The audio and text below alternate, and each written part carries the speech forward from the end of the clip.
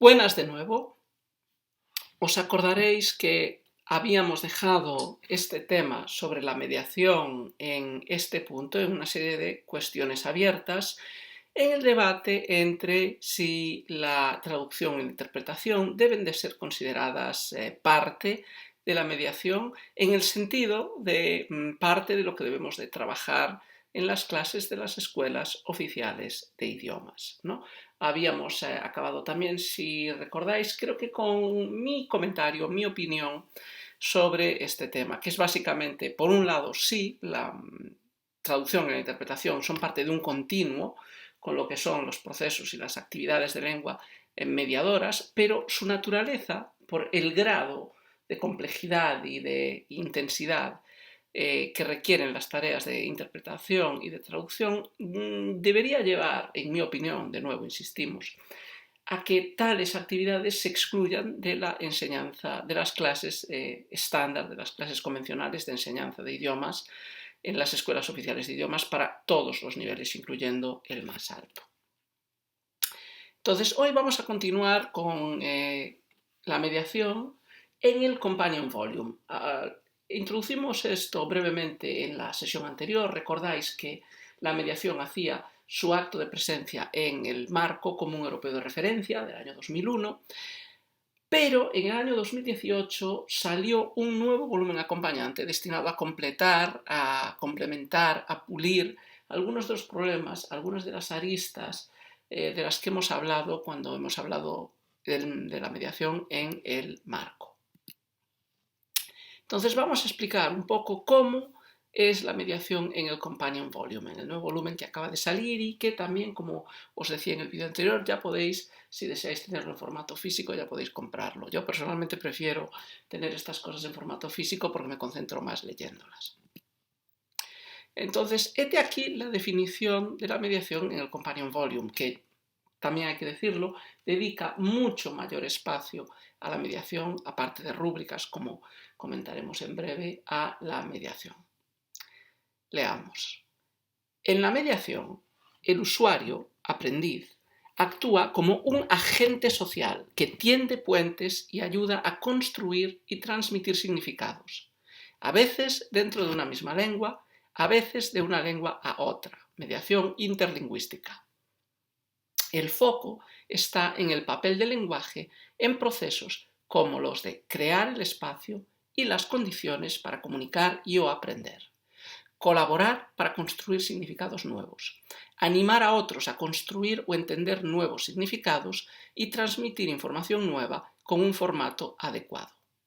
El contexto puede ser social, pedagógico, cultural, lingüístico o profesional. Entonces, como veis, es una definición mucho más densa, si queréis, que la definición que encontrábamos en el marco, ¿no? Palabras clave o ideas clave que vamos a comentar. Bueno, hay algunas cosas comunes. La primera, probablemente, que habéis notado, es que ambos textos apuntan a que la mediación tiene lugar dentro de una misma lengua o entre diferentes lenguas. Eso estaba ya claro en la definición anterior. Aquí está más claro, quizás, con la ejemplificación, con el paréntesis que apunta a la mediación interlingüística, ¿no? Quizás esta definición pone más el foco en lo social. La definición del marco ponía el foco en un hablante, un mediador que subordina sus intereses a los de dos interlocutores que no pueden entenderse. Aquí el énfasis está desde el principio en la función social del lenguaje. El usuario actúa como agente social que tiende puentes. Y la imagen de puentes, de construir puentes, es quizás la metáfora más ¿cómo decirlo?, que mejor sintetiza y que mejor representa visualmente la labor de la mediación. Aparte de establecer esta conexión entre personas, la definición aquí, como decimos, es más detallada y pone el foco en el lenguaje, ¿no?, como herramienta, en el lenguaje no como caja negra cerrada, sino como work in progress, ¿no? El lenguaje crea espacios, el lenguaje crea condiciones para aprender y comunicar. El lenguaje ayuda a colaborar, a construir significados nuevos. No asumimos que los significados están ya dados en el lenguaje, sino que se negocian en el acto de interlocución y de mediación entre las personas, ¿no? Es una visión del lenguaje, como veremos a continuación, y una visión de la mediación que conecta más bien con el constructivismo, con las ideas más globales de cómo aprende el ser humano en general y cómo aprende lenguas en particular, y qué es el lenguaje y cómo se usa el lenguaje. Entonces, una serie de ideas. La primera idea es que el enfoque, como digo ahí, es más amplio e inclusivo de la mediación, ¿no? La mediación ya no se constriñe simplemente a una actividad de un mediador entre dos interlocutores que no se entienden. La mediación ya pasa a abarcar espacios mucho más amplios relacionados con las actividades sociales de los hablantes y con la actividad social que se hace a través del lenguaje. Estos aspectos sociales son, por lo tanto, enfatizados, ¿no? El lenguaje no se presenta como un fin en sí mismo, sino como una herramienta, como un instrumento que utilizan las personas para hacer cosas. Entonces, el lenguaje deja de verse como un repositorio que el aprendiz asimila de por sí como una mónada solitaria. El lenguaje se pone claramente siempre en una palestra en la que diversos individuos lo están empleando para diferentes objetivos. Los contextos son mucho más amplios, de ellos hablaremos más adelante, pero veis que el contexto, como dice la definición, puede ser social, hay mediación social, mediación pedagógica, mediación cultural, mediación lingüística, mediación profesional. Y como decíamos, tanto en la definición del marco como en la del companion volume, se apunta claramente a que existe mediación interlingüística e intralingüística, pero quizás es más claramente explícita aquí. En este ejemplo ya se utiliza la propia palabra mediación interlingüística. Entonces, muy importante, vamos a clarificar brevemente la diferencia entre intra, aunque seguramente os resulte bastante obvia. Entonces, la mediación intralingüística, dentro de, se refiere a la mediación dentro de una misma lengua. Entonces, transmitir la información de un texto fuente a alguien que no lo entiende o tiene acceso a él, creando un texto nuevo, pero lo importante es que los textos, tanto el texto fuente, el input, como el texto nuevo, el output, van a estar en la misma lengua. Y puede hacerse, claro, a través de otro canal, a través de otro discurso, a través de otro género, a través de otro registro. Y puede hacerse de detalles seleccionados o de ideas principales. Entonces, el típico ejemplo que me gusta poner de la mediación intralingüística, y creo que lo ayuda a visualizarlo bien, es el periodismo científico, por ejemplo. Entonces, cuando dentro de unos meses llegue la época en que se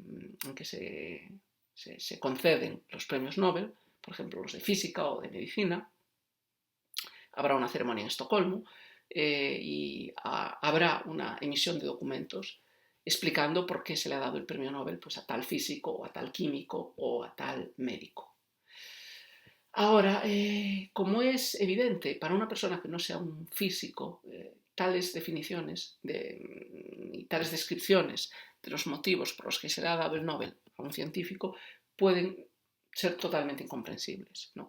Entonces, cuando un periodista quiere escribir un artículo sobre esto, ¿qué hace? Si él mismo no es experto en temas científicos, contactará a un divulgador. Por ejemplo, en Galicia tenemos a Jorge Mira, que es un gran divulgador de física en la televisión y en la prensa, y le dirá, oye Jorge, ¿puedes explicarme en tus palabras qué es lo importante, qué es lo que ha hecho fulano de tal o fulana de tal para ser los receptores del premio Nobel este año? He leído un poco el artículo que puso la Fundación Nobel en su página, pero no entiendo mucho, porque se me escapan los conceptos científicos. Entonces, Jorge Mira ahí está haciendo una labor de mediación, va a adaptar el mensaje, que puede estar en la misma lengua que habla el periodista, pero lo va a adaptar, lo va a simplificar a un lenguaje que puede entender una persona de a pie. Junto a la mediación intralingüística tenemos la interlingüística, que es la más obvia, y como dice el prefijo inter, entre varias, ¿no? Entonces, en este caso también será transmitir la información de un texto fuente a alguien que no lo entiende o solo lo entiende parcialmente, creando un texto nuevo, pero en este caso los textos fuente y nuevo están en lenguas diferentes, ¿no? De nuevo, puede ser el mismo o distinto canal, mismo o distinto tipo de discurso, etc., ¿no? Entonces, muy importante. En el ámbito de la enseñanza de idiomas, esto lo podemos discutir más adelante, pero en el ámbito de la enseñanza de idiomas tendemos a fomentar quizás el trabajo de la mediación interlingüística por no salirnos de la lengua extranjera en la que estamos trabajando, ¿no? La intralingüística.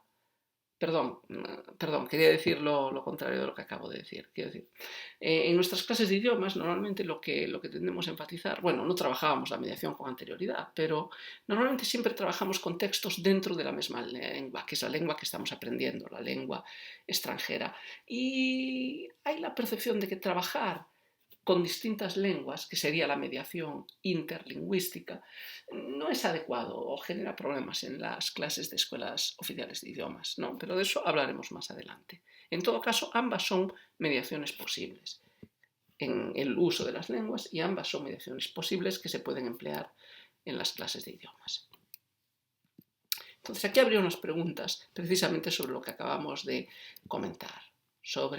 Deberíamos trabajar los dos tipos de mediaciones en nuestras clases de idiomas, la inter y la intra. ¿En qué medida, en qué porcentaje, en qué tiempo deberíamos dedicar a cada una? Podéis listar posibles ventajas e inconvenientes. ¿Lo habéis factible en vuestros casos en clase y en pruebas de certificación o exámenes? ¿En clase o en pruebas? ¿En cuál de las dos? Entonces aquí, si os parece bien, podéis darle a la pausa al vídeo y podéis, si queréis, reflexionar un poco sobre cuál es vuestra predisposición, qué pensáis sobre el uso de la mediación inter y de la mediación intralingüística en vuestras clases.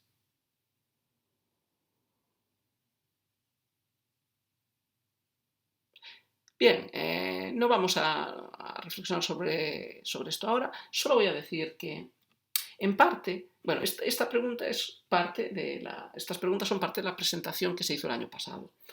Como os decía, desde entonces las legislaciones de las comunidades autónomas desenvolviendo el Real Decreto curricular de las escuelas de idiomas se han concretado un poco más. Y eso quiere decir que esas legislaciones y las instrucciones derivadas de ellas ya han especificado, por ejemplo, si se usa la mediación interlingüística o la intralingüística en las pruebas de certificación. Lo que quiere decir que, dependiendo de vuestra comunidad autónoma, ya sabéis si tenéis que trabajar las mediaciones inter e intra, por lo menos desde el punto de vista mercenario de prepararlas para el examen, ¿no? Independientemente de lo que después hagáis dentro o fuera de vuestras clases, ¿no? Todas tienen sus ventajas y sus inconvenientes y tienen problemas. Algunos son problemas extrínsecos, ¿no? Tienen que ver con asuntos de política y de sociedad, y algunos otros son problemas intrínsecos, ¿no? sobre la enseñanza de idiomas y el empleo de diferentes idiomas en las clases, ¿no? Pero bueno, no vamos ahora a reflexionar sobre esto. Si os interesa podemos hacerlo más adelante o incluso dedicarle un vídeo específico a esta reflexión, a esta meditación. Solo, bueno, voy a dar dos pinceladas, si me lo permitís. Uno de los problemas, por ejemplo, de la mediación interlingüística es el problema de escoger entre qué lenguas se hace la mediación. Y diréis, ¿por qué es esto un problema? Si lo haces en un examen, por ejemplo, si parte de las tareas que van a tener que hacer los alumnos son partir de un texto en lengua A, digamos español, y construir un texto en lengua B, digamos inglés, automáticamente estás generando un problema para alumnado extranjero que tenga a lo mejor un dominio relativamente escaso del español y que quiera certificar el nivel de inglés. Entonces, ese alumnado se va a ver en un brete porque no sabiendo, no dominando la primera lengua, difícilmente puede mediar adecuadamente ese texto a la lengua extranjera que está estudiando.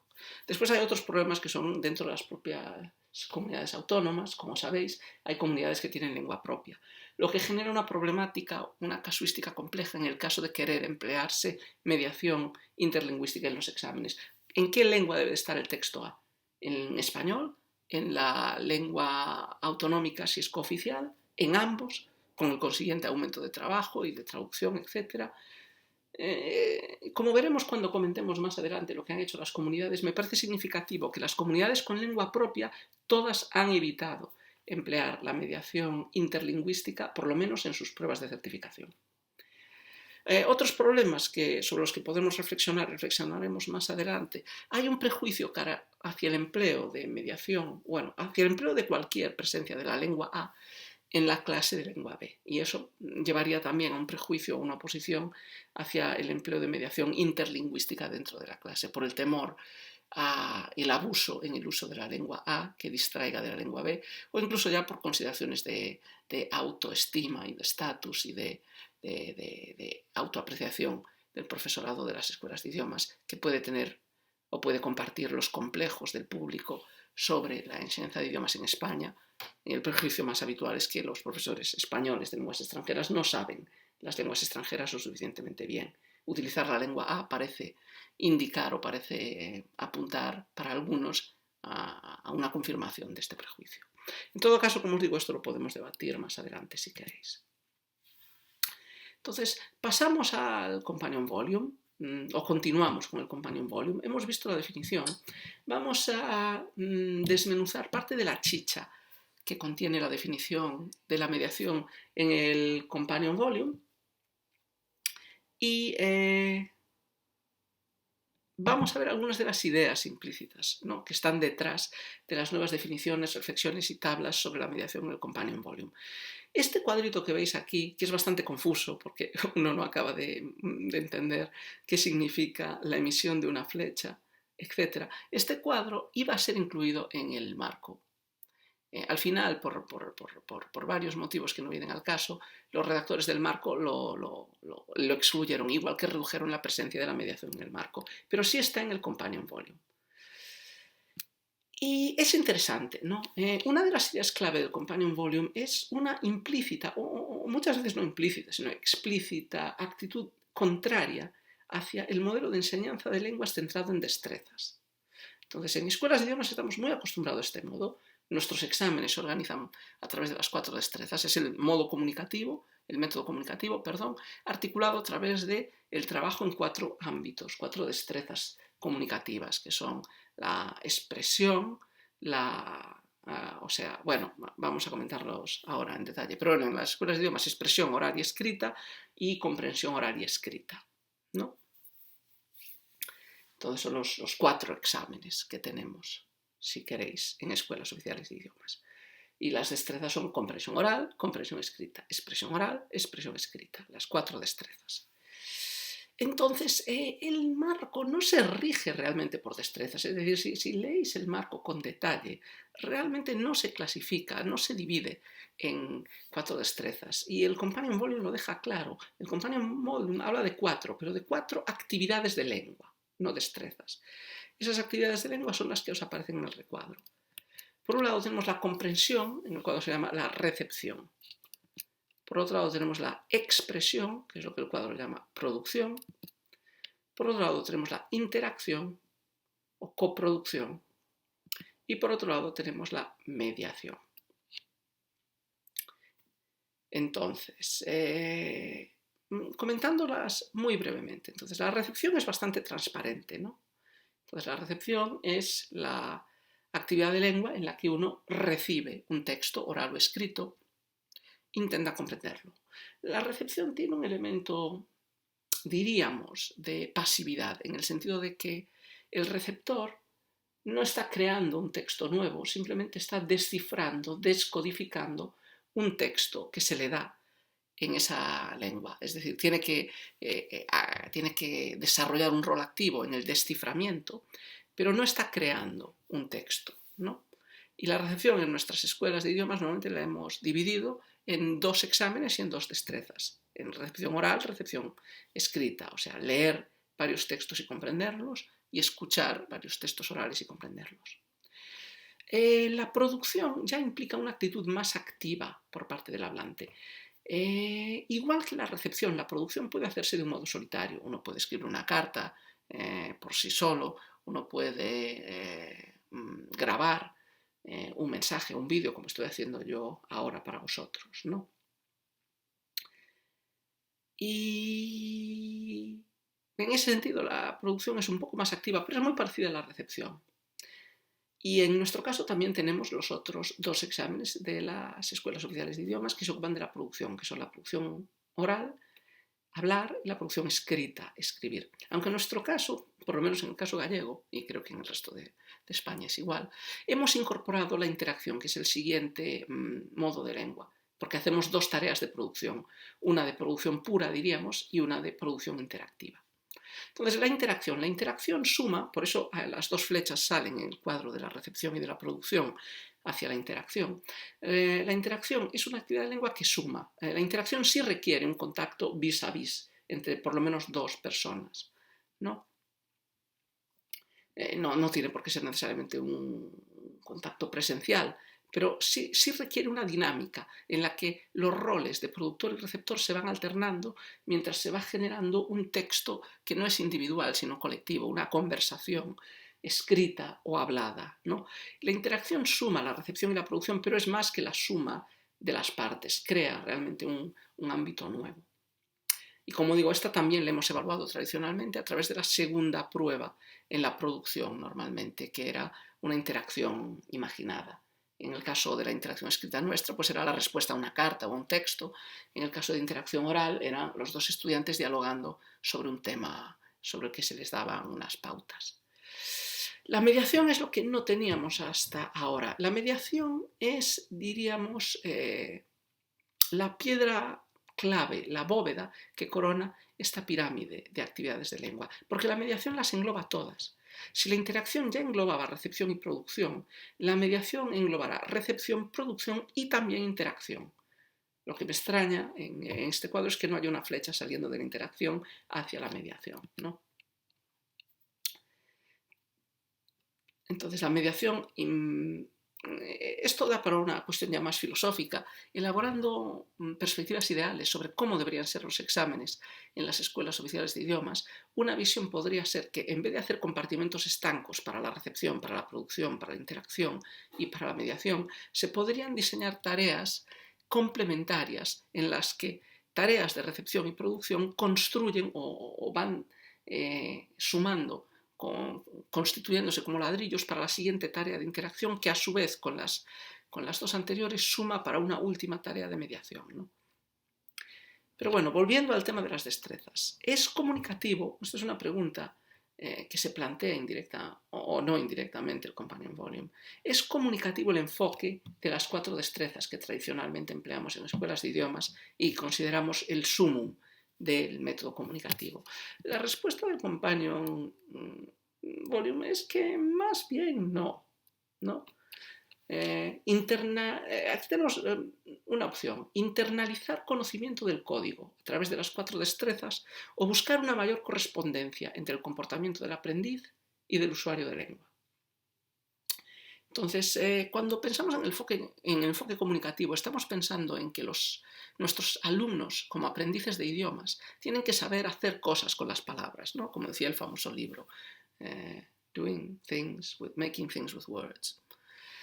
¿Y cuál es el fin de que tengamos exámenes sobre destrezas? ¿Cuál es el fin de que trabajemos con destrezas? Hay dos posibles fines o dos posibles instrumentalizaciones del trabajo en clase con destrezas. Por un lado, podemos estar buscando internalizar el conocimiento del código lingüístico con las destrezas. Y en esto no estaríamos dando un enfoque particularmente comunicativo. Simplemente profundizamos conocimiento del idioma a través de estos 4 ámbitos, de estas 4 destrezas en las que se suele utilizar el idioma.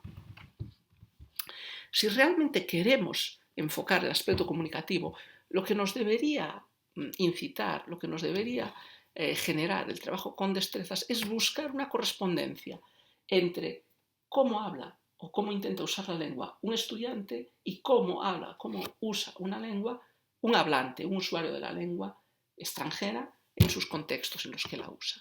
Entonces, aquí hay una tensión entre las dos opciones. La segunda es comunicativa, queremos recrear en el microcosmos de la clase usos lingüísticos extraescolares. En el primero buscamos que el alumno interiorice, asimile los conocimientos lingüísticos y usamos las 4 destrezas, como podríamos utilizar cualquier otra cosa, como podríamos utilizar gramática, ¿no? Entonces, es el aprendizaje holístico enfocado en la tarea, en el aprendizaje holístico enfocado en la tarea, ¿no? El aprendizaje por task-based learning, ¿no? El aprendizaje por proyectos o por tareas. El enfoque está en la tarea, ¿no? En la realización con un objetivo contextual de una actividad lingüística. Pero la destreza no es un fin en sí mismo, ¿no? Esto es lo comunicativo realmente. Las destrezas, y a veces y pecamos de esto porque aparte de profesores de inglés somos certificadores, bueno, de inglés o de otras lenguas, somos certificadores de niveles de lengua. Entonces, la deformación que esto impone y el modelo de exámenes que nos viene impuesto por la administración muchas veces nos lleva por el camino de, sí, le pagamos lip service al método comunicativo y decimos, sí, lo que trabajamos en clase es actividades de lengua para que el alumno pueda emplearlas de modo ya autónomo fuera de la clase.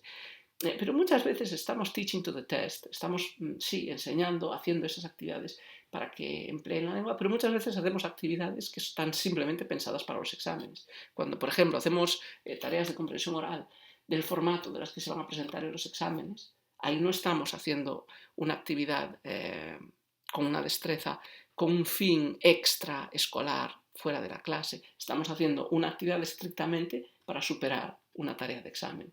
Porque fuera de las tareas de clase ningún hablante de inglés se va a encontrar con 8 trozos de grabaciones diferentes sobre un tema común que va a tener que conectar con una serie de ideas base, evidentemente, ¿no?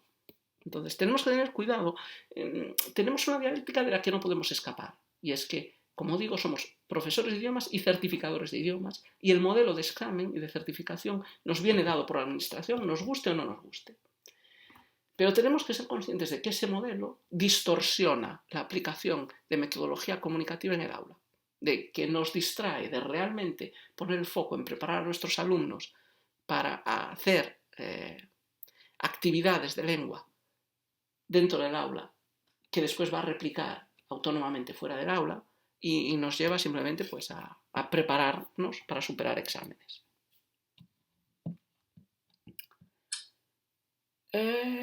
Bien, creo que ya llevamos media hora, entonces creo que lo vamos a dejar aquí por hoy y vamos a continuar el próximo día. Y simplemente os dejo para que reflexionéis esta idea. ¿En qué medida nuestra praxis a través de las destrezas y nuestro énfasis en las destrezas nos ha desviado del camino del método comunicativo y de poner el énfasis realmente en que los alumnos hagan cosas con el lenguaje? En vez de convertirlos en superadores de exámenes, ¿no? Continuaremos el próximo día ahondando más en algunas de las ideas del Companion Volume.